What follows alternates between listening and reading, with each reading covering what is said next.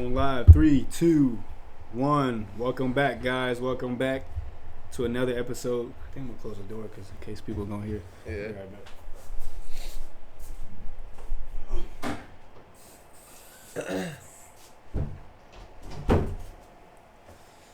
Yeah, guys. Welcome back. Back at it again.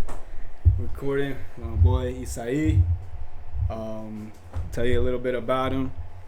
We met each other in high school. I think we kind of knew each other a little bit because I remember the first time we would just look at each other like, hey, bro, I think we say like Joe Davidson or something like that. We'd be like soccer or something. I think it's because of Victor I that think we it's knew because each of other. Vic. Yeah. And then we just like randomly like, yo, I'll see you soccer later, but like knowing like we weren't gonna go. We would be in the restroom and be like Joe Davidson or something. Yeah. But that was like in like I think sophomore year. Yeah. Sophomore year, and then junior year is when we had a class together, and then we got to know each other a lot more, and then we were just hanging out. Then we just like picked up from each other, it was funny. We laughing all the time and all that. We got really close to it was us, E-Man. Yeah. Like we were sitting at lunch together. Yeah. And it was also like every now and then it'd be like Chase and then Steven. And then who else? Javi every now and then he'd join us. But man, I missed that. And then we kind of started a band and all that. Nuisance. I don't know if people remember about like. Yeah, about people that. do it. They really? Actually, they'd be like, yo, what happened to Nuisance? I'd be like, bro, we broke up, man. Like the Beatles, man, we just kind of went our separate ways, Yeah. Well, like the thing is, like from the start, we were kind of just joking around. Yeah, it wasn't actually like. We came together one day and we were like, it'd be fun to jam out. Yeah, and then Steven happened to be there with his camera and he started taking pics and we're like, yo, like we look like a legit band. Like let's do some stuff. Because we had like I had the jean jacket and you had the shades and then we were dressed up like as a band basically. And so, all the instruments were there, so it made sense. So we were like, let's do it. It was at E-Man's garage, right? Mm-hmm. Yeah, I remember that. It was a fun day. Yeah, like that, I remember that day. Like, and we were like playing a lot of songs. We went to downtown, remember? And then I think that was after. Was that after? Okay. Yeah, like we were like, all right, if we're a band, we need some cool pics. Let's go downtown and like take some pictures. But we were never actually gonna release nothing, bro. And then people were actually thinking that like we were gonna, like they liked our videos and stuff. Like I was so surprised, bro, because I didn't expect that. Yeah. I think at one point we had like 1 million followers, I think, but like one of our videos, like on Instagram, like reached a good high number. Yeah. I remember that. That was fun. But yeah, so ladies and gentlemen, this is Isai. I'll let him tell a little bit about himself, what he got going on currently and stuff like that. Yeah, it's a pleasure to be here. Thank you so much for having me. I mean, I guess I could start with graduated recently in May. Congrats. And appreciate it. Yeah. So I graduated in May from the University of North Carolina at Greensboro. Within the interior architecture program, and right now I'm currently an interior designer for a small firm in Winston called Stitch Design Shop, and so right there I'm doing some commercial residential work and pretty much like just working in like various phases of projects and absorbing as much information as I can. Building my skills and further developing those skills. Yeah. So I actually plan on going back to school next fall. Thinking about NC State for like an actual master's in architecture. That way I can work towards becoming a licensed architect and then and then going back and working for maybe Stitch or another firm. Yeah. Bigger firm. Yeah. That's good. But yeah, man, everything's been good. Like life is pretty good. I can't really complain about anything. I was living in Greensboro for a bit, but now I'm back here in Burlington now, so it's good. Like Burlington has grown so much. It's changed a little, huh? I see like new faces everywhere, so it's good to be back home. Yeah. It's good to be back home for sure. What was like 5 years or 4 years? It was 5 years. 5 years without being back in town. Yeah. Wow. Yeah, it was quite a bit. Yeah. Because even during the summers, I would stay in Greensboro because during school I had a small part time. Yeah. At Sherwin-Williams. Oh, the paint. The paint company. Yeah. So I was because I had that part time, like in the summer, I was able to like work more. Okay. So like I would stay over there, and since it was over there, I was like, well, it's convenient. I have like my own place here, so let me just stay and build up bread. That way, come semester, I can like really focus on my studies. I work a little bit, but not as much like as in the summer, you know. It'd be more like less hours. Yeah, less hours, not every day, you know. And then they had to work around my classes and schedules and stuff like that. They were good. They were nice about it. Sherwin-Williams is a really good company. They have like very well like structured, organized. Like they have their procedures down to the bone, you know. That's one thing I really liked about it. And my manager was really, really chill. Like as long as we got the work done, like that's all that mattered. Yeah.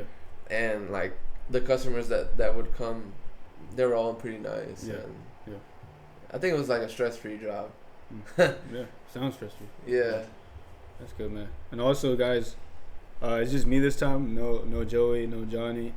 So, they had to work today. We're recording at a different time than we usually do, but I just really wanted to get this episode done because I think Isai has a very inspiring and just a very inspirational type of story to tell about his personal journey and architecture and stuff like that. There's a lot we can talk about. But most definitely. That's a little bit about Isai. I think we can get into the first question. All right, so first question is, give us a brief summary of your life story. Yeah, man, I mean, I grew up in 2000 and I grew up in the church, so I was presented in church. I still have my parents have videotapes. You know, like the old videotapes, like the cassettes. Dude, we still have that, and we have the VHR. My mom had one of those dude, those cameras back then. Yeah, we still have it, dude. And so when I got presented in church, they were filming that day, and I still can go back and see the video, of me being carried by the pastor, and they're praying for me and stuff. That's good, man. And so, at an early age, I had a big desire for music. I would always take out my mom's pants and beat them, pretend they're drums. And then my parents ended up buying me you go to Walmart and you see those toy drums, little mini kits. So they got me my first pair, and it didn't even last an hour, and I had already broken it from how excited I was to play. So my dad ended up buying me a legit drum set. And then I remember that I would take that drum set sometimes when we had kids services, and I would try to play in church with the musicians. Dude, it was fun. I loved it. I loved church as a young kid, and I would even get on my little plastic guitar, and when they were having services, I would get up there and I'd be playing, dude, because they have videos of me during service, people would record services, and I see myself just jamming out and just enjoying it, you know. But as a kid growing up, I don't know, man. I would say I didn't really have a really hard life, except for school was really hard for me, especially in elementary school. Really? Yeah, dude. Why is that? I remember I would always I did not want to go to school. Oh, okay. My mom tells me I would always tell her why can't I just be with my dad and just work, you know, just I did not for some reason I couldn't take in the information, the stuff that they were teaching at the time. And I think it's because growing up, my first language was Spanish. Same here. And so when I went into I don't think I did pre-K. I went straight to kindergarten. Same. And so when I was in kindergarten, I was what the world? What are they saying? So did they ever in the ESL they ever put you in a room with a teddy bear?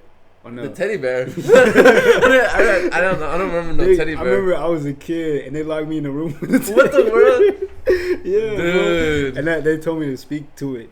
And I was so afraid. I was I never had that. Yeah, but I just remember ESL was the people were coming Like, come over here. You were like, oh yeah, I'm leaving and all of y'all staying. Yeah. And it was just a moment when we were like going to like this really creepy room. Yeah. And like read or something or learn like more about English. But my mom got so mad when she found out that I was in ESL. Really? Yeah. So she actually complained to the principal, and she like I don't think she cussed him out, but she pretty much like she was yelling at everybody, like telling them like how is he gonna learn English if he's with people that only speak Spanish, and like so after that they took me out of ESL and they put me just like in regular class. So I mean thankfully my older cousins I think they would speak like English around me, so I kind of did have a little bit, but I still had to learn like the more like proper English and like stuff grammar and everything. Yeah. So that was always hard, but so how long did you think it took you to learn? Dude, like I did so bad at kindergarten. I think I had to repeat it. It was either kindergarten or first grade that I had to repeat because like I was just very slow, bro. Like very slow. Like I just could not like language was already a barrier. So imagine like having to learn like your ABCs and all these other things that they teach you throughout your first years of grade school. It was so hard that I had to like kind of just redo first grade. I think it was first grade, and I think you're after a while you're so exposed to that environment and you're just exposed to English all around you that you kind of just start to capture it. So I think it was just that with the help of ESL and teachers being patient with me, I kind of just like all right, like it up I was able to pick up English and move on. But that definitely did not like help improve any of like the me able to grasp information and just like being able to learn. Like I remember I always had difficulties with like multiplication, math, reading. Like when we get report cards, and it was always like S or N or like I would always get N's, bro. Like need improvement or whatever. And it sucked, bro, because like like the memes out there like of kids like doing the homework and the parents are trying to teach them like, okay, 1 + 1, like you have one apple and I give you another apple, how many times? And the kids like sobbing, like crying and like 3, and then the parent like hits him and stuff. Dude, that's literally like my experience, because like I don't know, I guess because I was like the first child, like the first child always gets it the worst. Exactly. And so I remember like my dad would like be like, oh, like why can't you understand this and type stuff, and that made it a bit difficult. But I think there was a shift going into middle school, because once middle school, like I went into middle school. What middle school did you go to? Western. Okay. So I went to Elon Elementary School. And then I went to Western Middle and High. So going into middle school, like something changed in me. Where like you locked in more. It felt like that. Like I locked in and I was able to kind of like understand a bit more, and I had a more enjoyment in the education. And that's when I got involved further with music, because I joined the band. I started like originally I did like clarinet, but I was like, you know what, I want to do trumpet, so I switched over to trumpet. I did wind ensemble band for like all of middle school. And then going to high school, I did marching band, jazz band. I was really like into music, so like a lot of like the smart people did music too. So I think like being around like those people kind of like helped me motivate me. Especially band. Especially band. Dude, there was like all like the what was it like the. I think AIG kids, they would all be in bands, so like just hearing them and being around them kind of helped me like, okay, like let me step up my game, because I mean I'm surrounded by all these smart kids. So that helped in a way, I think, like joining band and like having that community around me that like are motivated and smart. Dude, and all of middle school I got like A honor roll. Dude, like at the end of the 8th grade, I think I got like the principal award. What's that? I don't know. Like it's like 3 awards that they give to like outshining like students. Snap, bro. Dude, and I still have it in my room. Yeah. Was it like a medal or something? It's like a little plaque. Oh, wow. And it says like principal award. It was a big thing. Like the teachers had contacted my parents. Like, you have to be here because he's receiving like this prestigious award. Dude. And then like I would, on top of that, I would always get like, you know, like the A honor roll medal. Yeah. Like, well, I think it was like AB honor roll and A honor roll. Like, they would always get like little medals, and you would like go up there. Yeah, and like stand. Give you a certificate or something like that. Yeah, so I was always like a part of that, and I was like, oh shoot, like that's when I started to know, like, you know, I'm not dumb after all. Like, you know, I may not be like the smartest, but like I'm also like brain dead. You know. Yeah. I think you were consistent. I think consistent, and I think another part is like work ethic. Yeah. Because like I made like going into middle school, I made sure to always have my assignments in on time. Yeah. Always make sure like I had my work done. I think that was the biggest thing, because I would see like my like peers like not turn in their work, and they're like, oh well, you know, the instructions were you need to have this turned in by this time, and you know, regardless of the grade you get, it's better than getting a 0. Yeah. And that's a huge like life lesson, bro, because like you enter the workforce and your boss tells you, oh, give me these reports by this time, and you don't have them, then what? There goes your job. Yeah. You know. Yeah. So it's a life lesson that you can carry on. Yeah. But I think that was something that helped me kind of like achieve that level of like being a student of, you know, A honor roll and stuff. Yeah. It's just having that work ethic, like, okay, I'm gonna turn in my assignments, I'm gonna you know, pay attention in class and really try to understand what the teacher is teaching. Yeah. And like asking questions was a big thing, bro. Like if I didn't understand something, like I made it a goal to kind of like go up to the teacher, raise my hand like there and then to like be like, hey, I don't understand this, can you like explain it? So I think all of like a mixture of all of that kind of helped me throughout middle school and high school. Although high school was kind of like a different change, because you know you get more peer pressure. More independence as well. Your body is like developing, like in a way, like hormones and all that. Everything, bro. Testosterone. It's just high school is a different world, bro.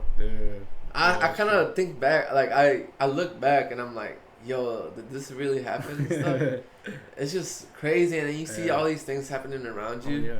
And I'm like, bro, and I think perspective kind of sometimes.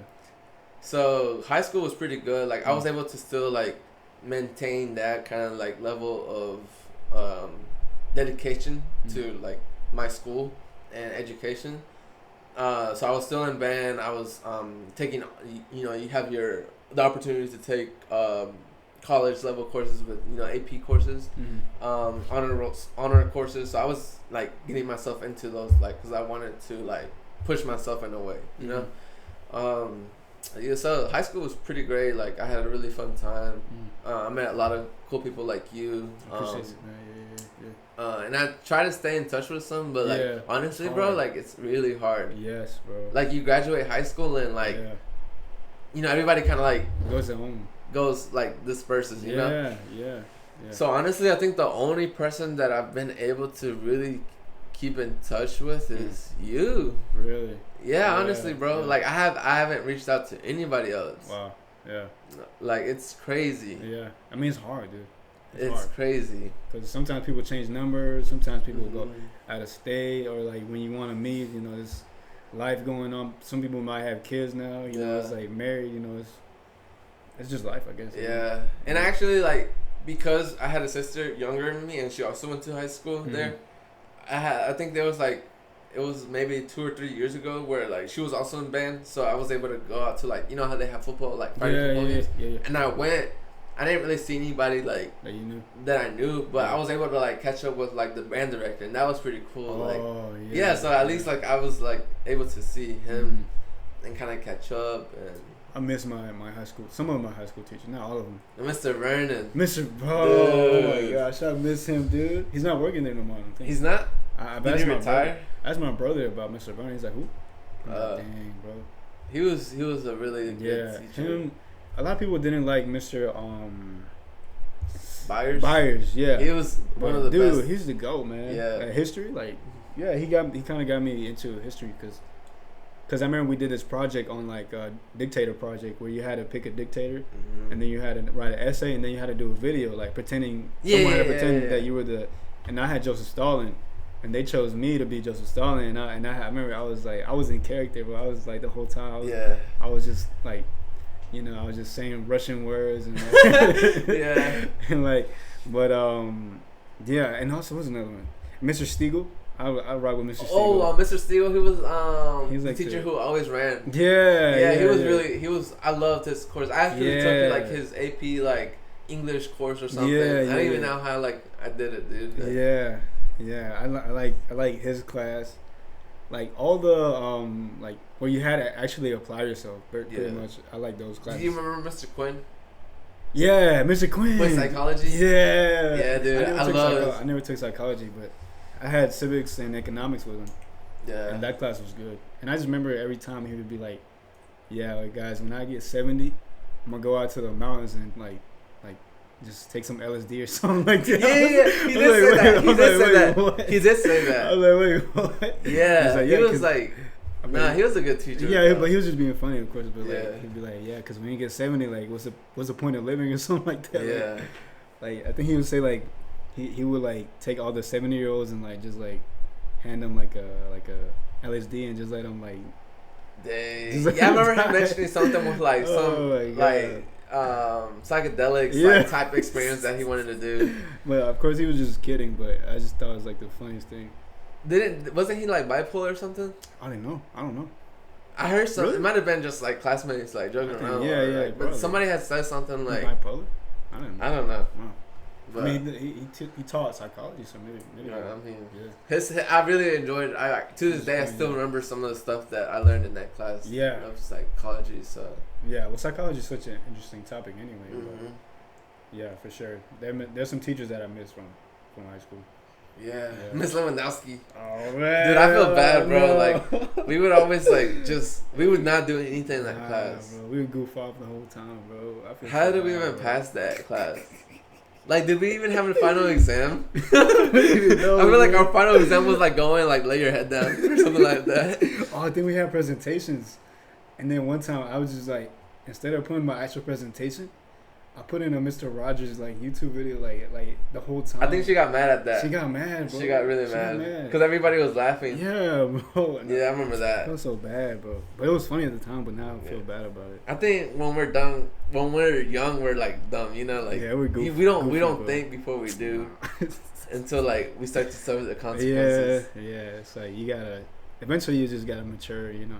I mean, you still have fun and all that, but like you gotta mature a little bit over time. Yeah, but yeah, man. And then like after high school, you know, obviously college is a whole nother story too. So like it's been great. Honestly, I can't really complain about life. I've had some really cool experiences, stuff that like I would never imagine me going through. You know. Yeah.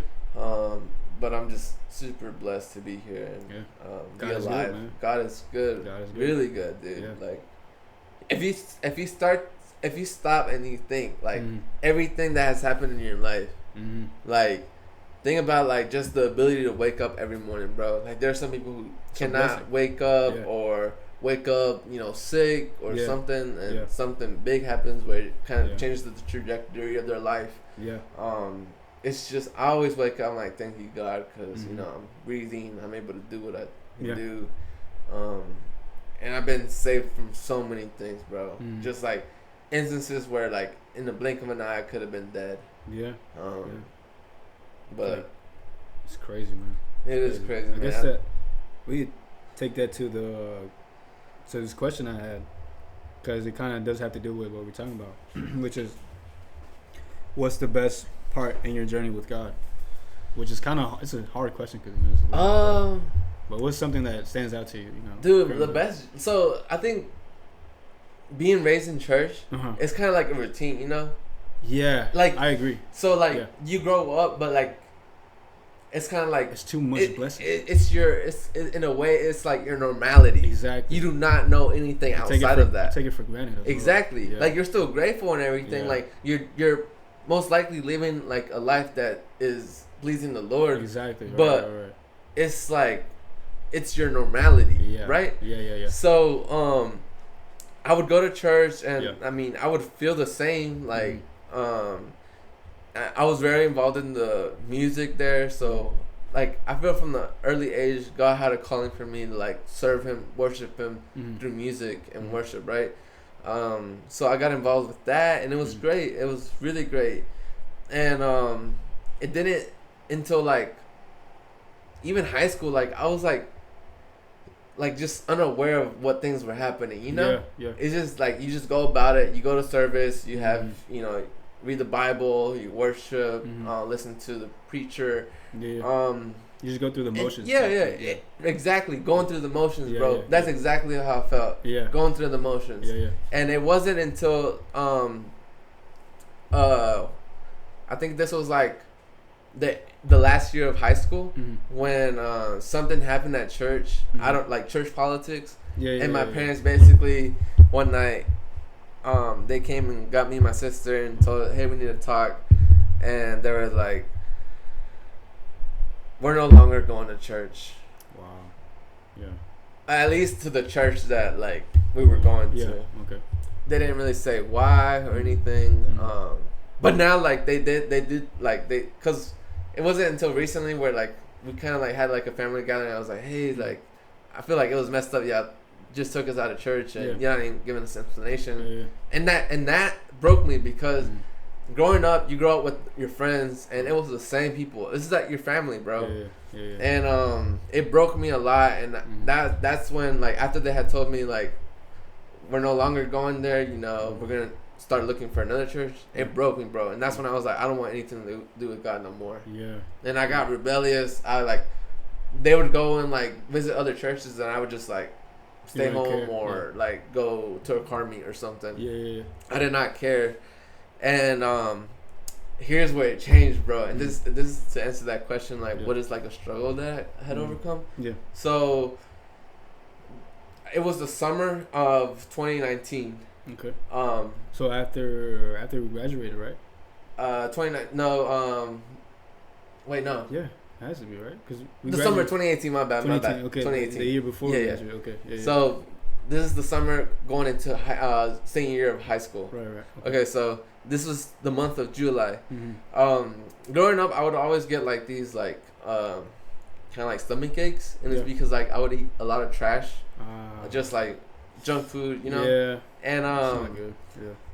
And so one Monday I woke up and like my stomach's hurting, bro. I'm like, bruh, it's one of those days.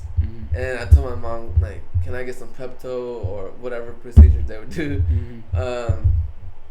And I was like, se me va a quitar, like, it's gonna go away. Did they ever give you the té de jengibre or something? Yeah. They would give me like so many things. They would like take me to the guy to sobarme, like they try to push like out everything that was like stuck in my stomach. You think it would work? It would work, bro. Oh really? Yeah, like sometimes like I don't know, like they have like their own ways of like dealing with like stomach aches. That's crazy. It must be like magicians or something. I don't know, but I remember they were like sobarte like your stomach and like try to push everything down or something. I'm surprised it worked. It did, dude. I would feel better. Okay. And then like obviously with that, I would like make sure to like not eat anything. I would only eat like really soft things. But it would work. And so I think we did something like similar to that. And bro, the pain did not go away. And the pain each day would get worse. And so Tuesday, and like keep in mind, like I was working. You remember Skids? Yeah. I was working at Skids during that. Like the little diner place in Elon. I remember that. Yeah. So, I was working there, and I was still gonna work with this pain, bro. And it got to the point where I think it was by Wednesday I couldn't even walk. And so come Friday, and keep in mind, like our my parents were like trying to get me to go to like the doctors and like, hey, like some time has so they were like you know, it's time for you to go to the it's time for us to go to the doctor. Okay, yeah. And so what's it called? I was like, no, so me va a pasar. Mm-hmm. You thought it was just like another day. Yeah, and so, dude, Wednesday came and they were like, no, we're going to take you to the hospital. Mm-hmm. I get to the hospital, they're doing all these exams. Were you scared? Me? Yeah. Yeah, dude. I mean, I was stuffing it out, dude. I'm telling you, like, I could not walk from how much the pain was. Wow. And so I get to the doctor and they're like, oh, it's nothing. Mm-hmm. You ate something bad, but we're going to do some exams and stuff like that. You're probably lying, I guess. Yeah, dude. And then I think it was like around close to midnight. They come, like, the surgeon comes in. We have to operate on you right now, or else you're gonna die. No. Yeah, dude. Really? So I had an appendicitis. Oh, no, I'm not sure. So, your appendix? Yeah, like near the intestines. I guess. Yeah. So basically, it kind of like helps with like the waste that you're like clean up the stomach. Yeah, okay. Something like that. And that had like bloated like this big. Wow. And so they were like, we need to operate you on right now. Like, we have the room getting ready, like, get changed, put in, like, right? And I was like, dang. And I was like, is this actually happening? But I wasn't scared because the way that they put it out to me was like, it's simple. Like, people go through it all the time. Like, people go through that procedure where they have to take your appendix out and you're out of the hospital the next day. Because they do like a small, like, incision here, like a puncture, I guess. Yeah, and they just take it out through this small little hole. Like they don't have to like do anything big. Yeah. And it's like quick. So they're like they were like very promising. They're like, you're gonna be out of here by in the morning. And you're gonna be like able to go out, eat whatever you want. Yeah. No restrictions whatsoever, right? And I'm like, oh, okay, cool. And I told my parents were obviously scared, but I was like, like, listen to what they're saying. Like, it's going to be a simple procedure. There's no, like, risk of anything. And we'll be out of here in no time. Yeah. And I was like, okay. So I went into the surgery. Like, obviously, we prayed and everything, but I went in, like, not, like, scared in a way, Yeah. Bro, I wake up, and I couldn't move. What, like you couldn't, like you were kind of paralyzed? Yeah, like, dude. Wow. I wake up because I hear somebody like saying like. But you're still conscious. Like, yeah, like in the distance, because obviously you're like, they put you to sleep, right? Yeah, the anesthesia. Anesthesia. Yeah. So,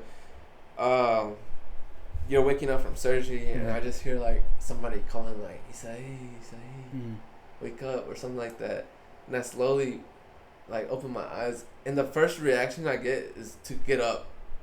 So I like get up and I'm like, oh shoot, like something like pulled me back. Wow. And I look at my stomach and they had opened it all up, bro. Like obviously it wasn't open, but it was like in stitches and staples. Oh, and everything. Okay. I was thinking like you were looking at. No, I wasn't looking at. I was about to say, but I would have. I probably I would have probably fainted. I would have fainted, bro. So it was just stitches, and you were looking at them. Yeah. Okay. So I think the first question that I asked the doctor was like, "Am I still gonna be able to go to Mexico?" Because I was originally scheduled to go to Mexico like 3 weeks into that. Yeah. And I was gonna go with my cousins to see like my grandparents and everything. Yeah. And they're like, "No, sorry." And I think I just like started crying and I just fell asleep. But bro, let me tell you that from them telling me like, oh, it's gonna be simple and you'll be out, that ended up turning into like a bigger thing, because essentially what had happened was once they went in there, they noticed that it had like exploded or something. And once your appendix explodes, it becomes lethal, because what's inside of it is basically a lot of like bacteria and stuff that gets into like your bloodstream and potentially can kill you, bro. Yeah. So they had to like basically open me up and clean me up in a way. Wow. And I was on like a lot of antibiotics. Yeah. I was actually in the hospital for a whole week. Wow. And I couldn't like eat anything. Yeah. I was on like a lot of like bunch of pain medicine. Yeah, I imagine. I think it was like morphine or something. Yeah, I imagine. Yeah. Bro, that was a tough week, and I just saw like how much my parents suffered, because they don't. I mean, parents don't like to see their kids suffering. So I had to basically grow my strength in a way. Like for a solid 3 months, they weren't I wasn't allowed to carry more than like a gallon of milk. I wasn't allowed to do band no more because I couldn't do any pressure that involved like my stomach. Yeah. I couldn't really do like go to the gym or do anything. I had to be very careful with what I ate. Yeah. And it was just the time. And on top of that, keep in mind, I had told you like I had like I was struggling because like I didn't want nothing to do with God. Yeah. And also like this was a time when I was like applying to colleges. I didn't know what I wanted to do with my life. Yeah.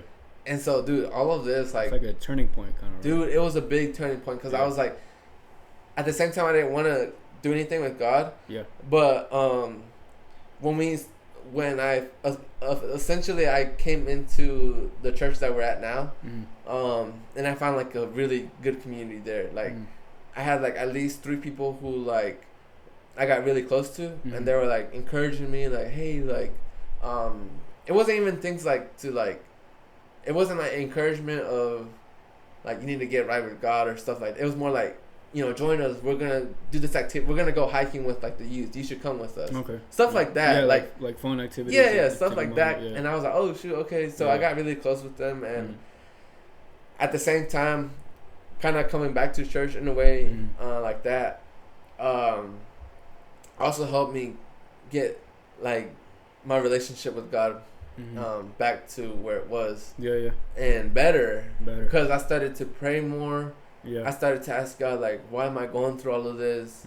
Like, you know, I could have just died. Yeah. But I was like questioning, but also grateful because I was like, I could have died, but also I didn't die, so I'm here, you know? Yeah. And on top of that, like, I'm going through all this application madness where like I don't know what to do with my life. I don't know if I should go to college or not. Yeah. It was just so much madness, bro. Yeah. And I started to see how God was like taking control of my life. Things started to kind of piece together. Like I started to get more inclined in church and just like feeling God. Like it was different from like those previous years growing up. It was like a different experience, you know. And so, yeah, like. I think once I like got accepted into college, I started to feel stronger. Like I could do more. I could go to the gym and I could like pick up heavier stuff. I could do band again, like stuff like that. I started to see how God was starting to transform me, and I like use me in His ministry. And then college came, bro, and that's a different like struggle because as a first gen, like you don't know what you're doing. Like I still don't know what I'm doing. If I'm being honest with you. I'm in the same boat. So all of that was very challenging. Like I had to learn like what FAFSA was, what loans and just like what classes I should take. Yeah. What are the resources, like prerequisite, co-requisite. Dude, it was just so much stuff, bro. Yeah. And I mean, I was able to like the way that I was able to do any of that was because of God. Like I couldn't have done any of that, bro. Yeah. Just by myself. Yeah. And so you know, in college, I went in as an exploratory major. Cause so like you didn't have your like still do money. Yeah, like, I wasn't really sure what I wanted to do. Yeah. I mean, it's so hard though. It's like, so hard because there's so many things like you're interested in. Yeah, like, exactly. Yeah. Like I could do this or I could do that, and then you have people telling me like, "Well, you know, you're still young. You don't really need to know what you want to do." You know, but I'm like, but I'm in college and I'm paying like all this money to be here and time. And yeah, it's time, dude. It's time. Yeah. And I'm like, I'm just wasting time if I don't know what I'm doing anything. You know, if I'm not working towards a specific career or something like that. Especially as a man, like I think you have to have at least some sort of goal or at least some sort of like mission in mind that to keep you like locked in, to keep you going for, like the next day. Yeah. Because then it's just if not, it's like too much. Yeah. So what ended up happening was during my first year of college, since I was exploratory, undecided major, I made sure to get like all my gen ed courses out of the way. Those are basically all the courses that you have to take regardless of your major required by the university. And so I was doing that, and then at the same time I was doing a lot of like career exploration. Like I did a lot of like career days where I would like interview like people who are already in their careers and see like what is it like on a day of what you do, stuff like that. Just getting more information. Right. Because at one point I wanted to get into business. At one point I wanted to do like biology. Same. And so like I kind of just explored, and then I found out that UNCG had a interior architecture program. I was like, oh shoot, like this seems pretty dope. Let me go check them out. Yeah. And so I did like a tour, and I fell in love with it, bro. Because I started seeing like how people were like making things out of their hands, designing, coming up with solutions to a problem. Very creative. Yeah, creativity. And I feel like because I have that like music background, like which is like in a way creative art. Very creative. I was like I can put these things kind of together. Yeah. And so I was like, let me do this, bro. And like since a young age, I was like always like inclined to like spatial organization. Okay. So I always liked to keep things organized within my room. I always wanted things to kind of coordinate in a way. So I was like, this seems like something that would fit me. So it's an application process. So I did my application, submitted everything, and then COVID happens. Oh man! So then come second year, I got accepted into the program, but it was like virtual. So that was like an own struggle, bro, because like architecture is like you have to be kind of like in a community, so you can like share ideas and. Or say that idea is stupid, or that idea is yeah.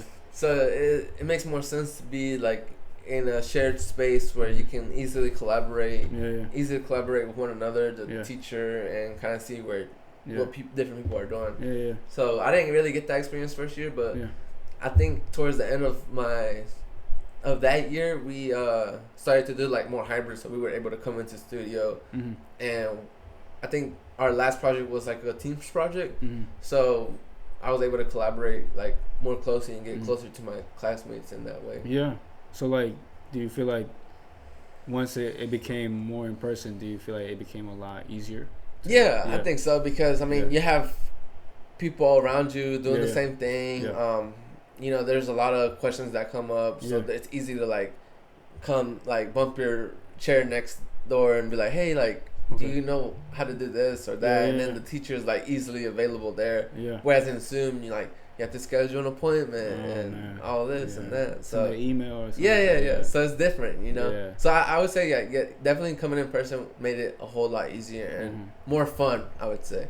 Because you have like models everywhere. Like it looks like a whole bunch of cardboard exploded over in the studio because you have people like making this and that and exploring materials, and there are so many different studios happening at one time, and it's just fun. It's like a lively, energetic atmosphere. Like you want to be a part of. It's a creative, like it's almost like as soon as you walk in, you can feel the energy. Just dude. Like people are like locked in, like gluing stuff. Like they have things pinned up, like kind of like going through like their process. They're on the computer making floor plans, doing renderings. Sounds awesome, dude. It's just it's like I love studio. Like it was one of my favorite places to be at.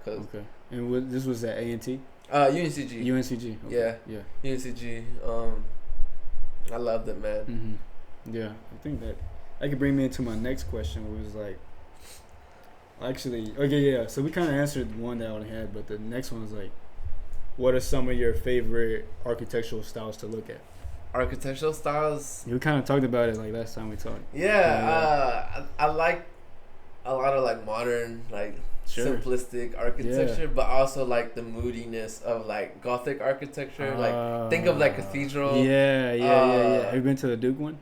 Yes. That one was nice. Beautiful, bro. Yeah. And like just stuff that you could find like abroad. Like I think it's like Familia Sagrada. Like it's like this big cathedral in Barcelona. So stuff like that. So kind of like the way that I like to see it is like. I really appreciate like the detail in architecture. Sure. Like, you have all these accents and details in form. There's a lot of power in that, but there's also a lot of power in the simplicity of architecture. Yeah, or the usefulness of like making something very like Like it doesn't have to be so artsy. It could just be just for the usefulness of it. I mean, that's essentially what architecture is like. Yeah. There's this big expression that goes like, form follows function. Okay, I heard form about that. follows function, which is essentially that the form of the building is gonna follow what the function that it holds. Yeah, so exactly. The role that architects, interior designers in general have is to, here comes a client. These are its needs. How can we organize the space, the form of it to fit those needs? Yeah. That's why in a lot of the work we do, we always start off with a program, which is like, somebody comes up to us, say you want to build a house, right? Sure. Yeah. And you come up to me and you're like, hey, I want to build a house, right? All right, let's get a program together. How many rooms do you want? Like, I'll be like how many rooms? How big do you want 12 it? kids. How many floors? 12 kids. Holy. I'll put four rooms. I'll put 3 rooms. I'll put a bunch of bunk beds in there. Stuff like that, and then like it goes deeper, bro. Because then you start asking like, are you gonna hold any functions here? Okay. And it all differs within client because some clients want to design their home, office space. You have all these sectors in the world that have different needs. Yeah. And so the role that we have is like really pinpointing what those needs are and coming up with a solution to like fulfill those. Whether that be in like choosing the proper finishes, the right colors, all of that matters. Like color in the space, whether it's carpet or LVT, tile, the type of light fixture, the lamp temperature, everything, bro. All of that. All those small details that actually add up to a lot. Yeah. And I don't know if you can tell, like, have you ever been in a space you're like, yo, this is well designed, and whereas like you're in another place of like, well, this is just like your standard, like somebody came up and they're like, let's just put 4 walls up and call it a day, Yeah. I mean, one place that jumps to my mind is like, I haven't necessarily been to it, but I've seen a lot of videos about it, which is the airport in Dubai. And I'm like, if I were to walk in there, I feel like if I were just like to like go to just sleep there for a whole week, I would get like I would make I would make something, right? I feel like I'd be so inspired. I have to do something in that area because it's just like you look around, you can't help but feel like, okay, let me feed off of this and use that what I'm feeling right now, and maybe design something or like just like it like for me, I have to be in a. I don't necessarily have to be, but I like being in when I'm trying to make something creative. Let me be in somewhere that's like inspires me. Let me be somewhere that get like me. For example, I like being at the office because it's very enclosed. It's very like narrow. It's focused. I need to be focused right now. Let me do this. Let me do like finish this homework out. Let me do that. But whereas if I was maybe trying to design something like merch or something like that. Let me be somewhere where I could pin a bunch of stuff everywhere and just scan the area and just look outside and be like, okay, I'm thinking clouds. Okay, maybe I can make the sweater blue. I just like to feed off of that, and then like you come up motivated and inspired. Exactly. You get that's the thing that I love, like is designing spaces that bring that emotion, bring that inspiration, and fulfills the context of the space. So whether that be, let's look at the location. Let's look at what are the values that the users have of the space. Stuff like that. Like slowly start to come together and make a space. What you have just mentioned, like inspirational, like where you can like be at and feel like free to do whatever you want. Yeah, I mean, for me, that's why like I like I like looking at like architecture in general. I like looking at, I think I told you, I like looking at the neoclassical when it's just so rigid, it's to the point, but it's also the Greeks were so like were so inspired by nature, and then the forms of nature.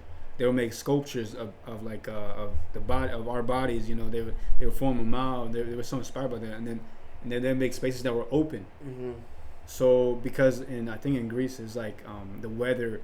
It's like very unique, and so they would like to have open spaces. They would build a house, but it'd be a patio in the middle. like an atrium. Exactly. And like it'd be rooms, and it'd be a house, but then the house would have a fence around it, a big fence around it, and you'd walk in. And instead of walking into the kitchen or the living room, you'd walk into a patio or like a open pavilion. Yeah. And you could go this room, that room, that room. You could choose what room you want to go to at what time or whatever. And that's like, it tells you a lot about the Greeks. Like, it's like, instead of, it was structured, yes, but also had a lot of open creative spots. Like, you know what I'm saying? Like, and it goes to show, like, there was a central space in their home where, like, they can come together. Like, if they value, like, community, family, it goes to show that's the central part of the home. Exactly. And that's how they designed their cities. Athens was a central hub for, like, politicians, for art, for comedy, for drama. And they were all gathered in the city whenever it was time to gather, when it was time to make a new law or time to do this. But then the houses were, like, a little away from it. But then that meant, like, when it was time to gather, everybody was there. In the center. Exactly, and that's how they designed it. It's like, you look at all these things, you look at the architecture and the history, and all of it has a purpose. It's just so, like, fascinating to me, bro. It's just so fascinating. But anyway, I also like I think we're talking about this guy Bjork. Bjarke Ingels.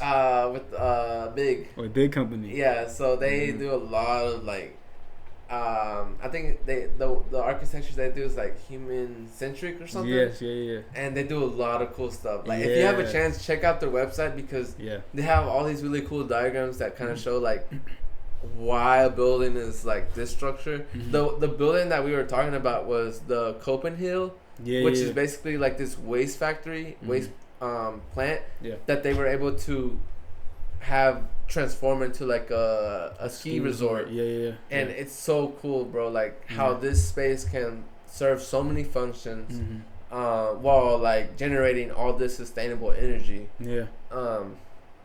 That group is pretty cool. They do a lot of cool stuff. And it's cool how, like, when people see a limitation, maybe other people can see a opportunity.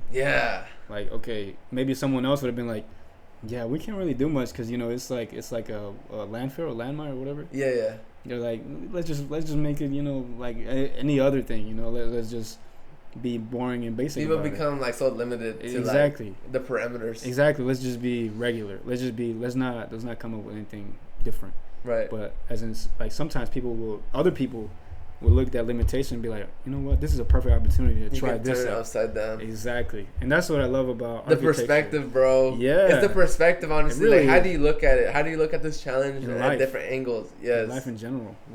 Like, and a challenge to some people could be like the end.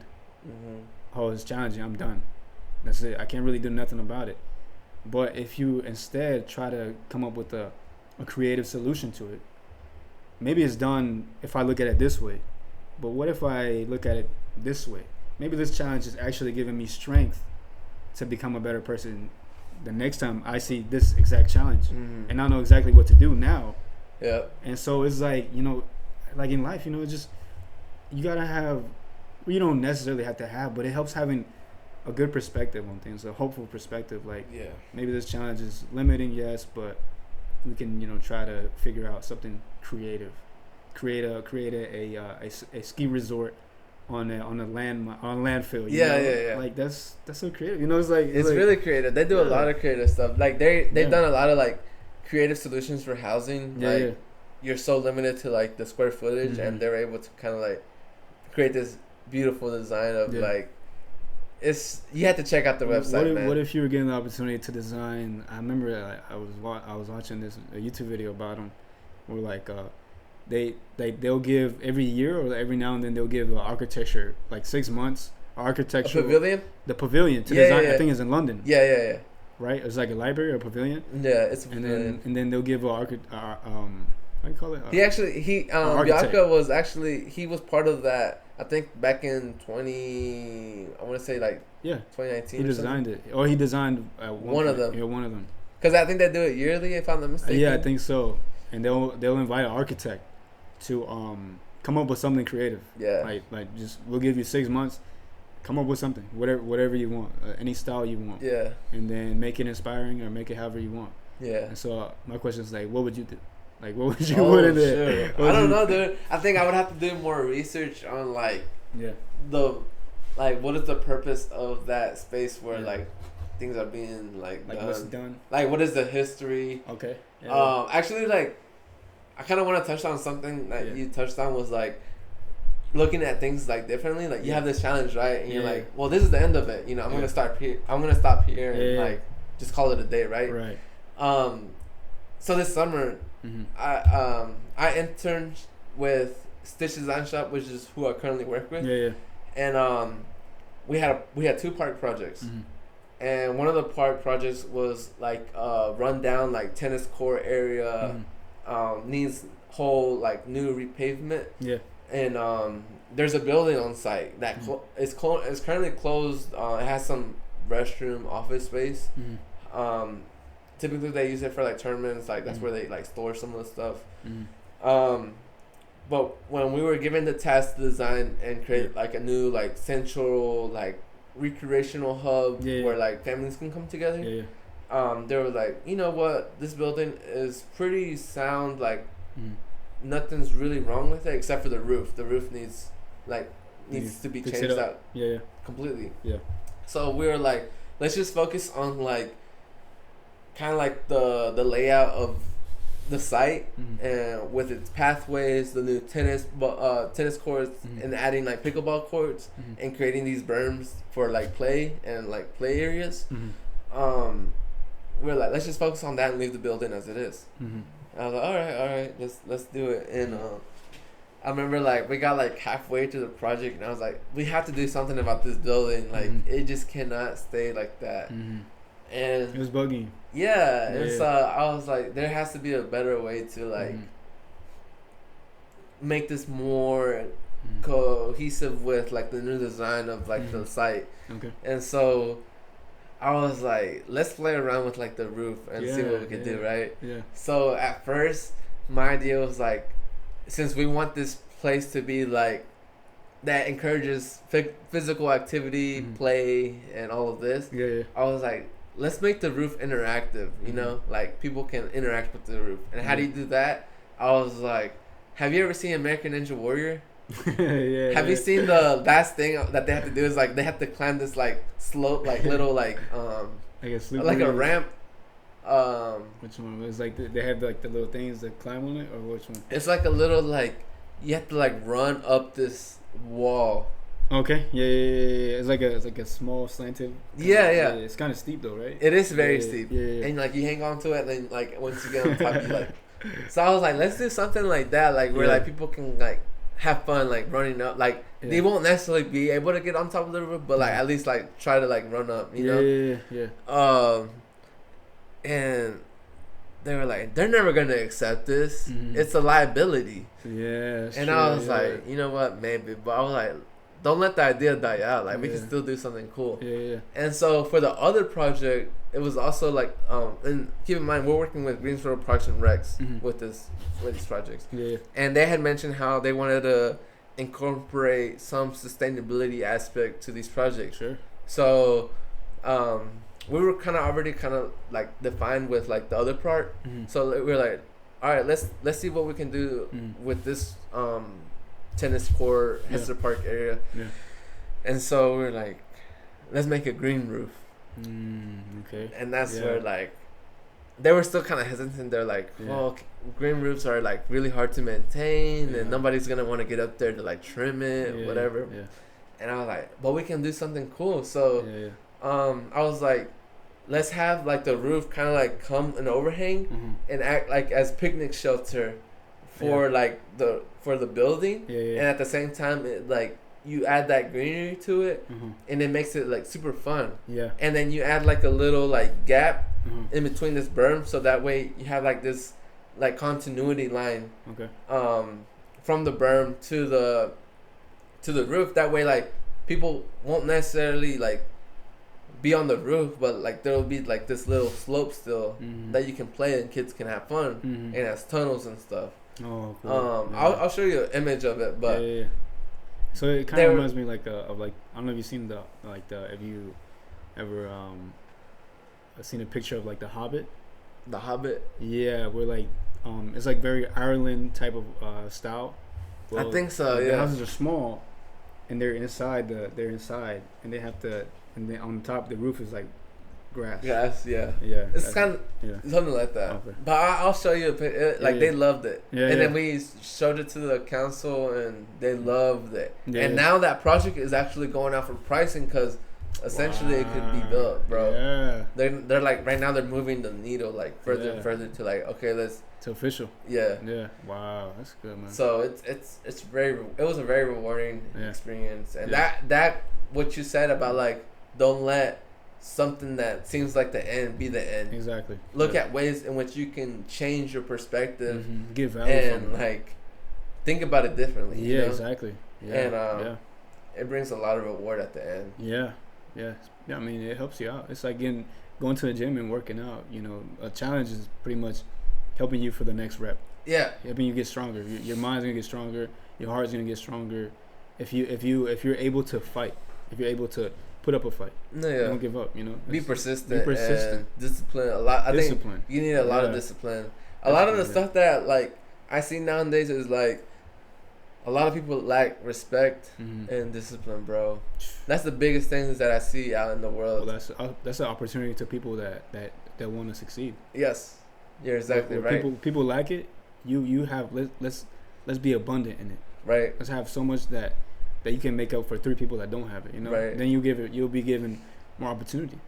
More. You know, just in general. You know. Dude, it's sad. Like the situation out there is it's crazy. Man. It could get better or it could get worse. You know, there's people that maybe could help inspire. The way that the Bible says is that things are gonna get worse. Like as the end comes, like what is it? There's a verse that's like the love of many will become cold. Yeah. And that's why you see like all these killings happening. Like kids turning against their father, kids brother turning against brother, sister against sister, family against family. It's all like it's boiling up to the end, bro. Yeah. I guess in some ways it is, but to me it's more like the end of the beginning. Yeah. Because like after that was just the beginning part of our life, you know. Yeah. Next is like the rest of it. Yeah. The rest of humanity. The next chapter of humanity. You know what's crazy, bro? What? That we talk about this stuff. Yeah, I've been like through my journey in God. There's a whole bunch of others like part of like college that I didn't really mention, but I kind of like fell out during college. Yeah. And I started doing all these bad things, and then like. It wasn't until earlier this year that I came back to Christ. Yeah. And I like reconciled myself, and I was like, I don't want to be living 2 lives. Like I want to be focused on one. Right. And so I've been like on this journey to like, with like developing that routine. And one of the things is like, daily prayer and daily like reading the scripture. Yeah.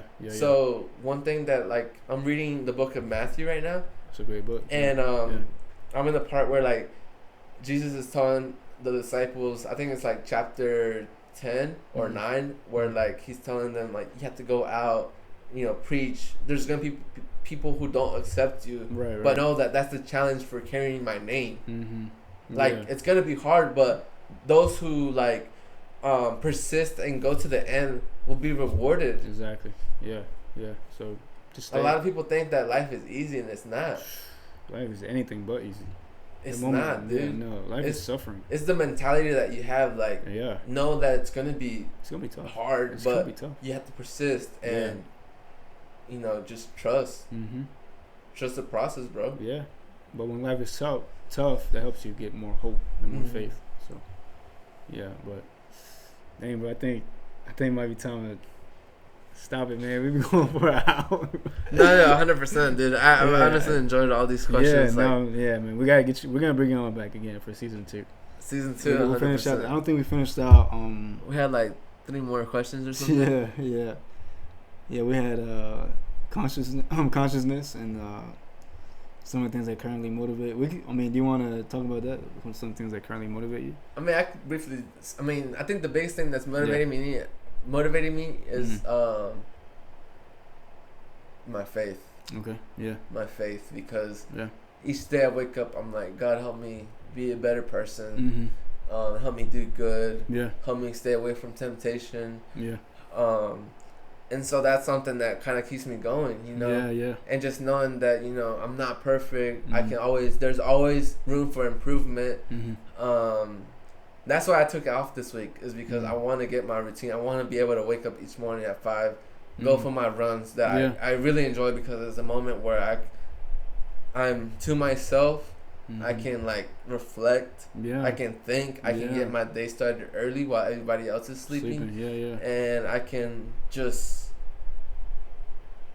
appreciate solitude. Sure. Yeah. And so I'm doing that, and at the same time I'm like getting closer to God. I'm trying to be at church. It's not just about being at church, like end up being there, but like truly being there, like present, trying to feel His presence, and just giving Him all the glory and worship, because He's the only one that deserves it, you know. But yeah, man, I think I would say like my family, my faith, and first is what's motivating me. Just keep going at it each day. Helping reading the Bible helps a lot. Yeah.